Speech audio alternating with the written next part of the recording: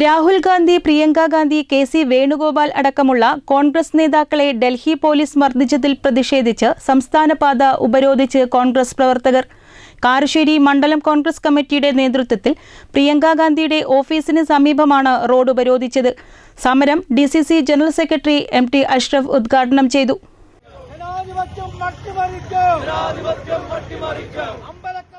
പ്രതിപക്ഷ നേതാവ് രാഹുൽ ഗാന്ധിയെയും പ്രിയങ്ക ഗാന്ധി എം.പിയെയും കെ.സി. വേണുഗോപാൽ അടക്കമുള്ള കോൺഗ്രസ് നേതാക്കളെയും ഡൽഹിയിൽ പോലീസ് മർദ്ദിച്ചതിൽ പ്രതിഷേധിച്ചാണ് കാരശ്ശേരി മണ്ഡലം കോൺഗ്രസ് കമ്മിറ്റിയുടെ നേതൃത്വത്തിൽ സംസ്ഥാനപാത ഉപരോധിച്ചത്.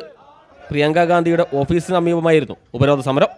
പ്രകടനമായെത്തിയ പ്രവർത്തകർ റോഡ് ഉപരോധിക്കുകയായിരുന്നു.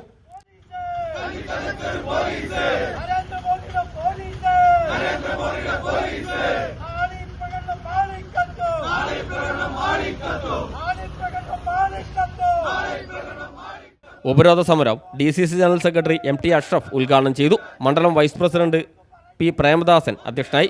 സാദിഖ് കുറ്റിപ്പറമ്പിൽ, DKDF സംസ്ഥാന secretary Abdu Koyangoran, E.P. Unnikrishnan, P.V. Surendralal, Jamshid Olakara, T.M. Jafar, V.T. Philip, Ismail Mecheri, Muhammad Shabeel തുടങ്ങി നിരവധി പേർ സംസാരിച്ചു. News bureau, Mukkam.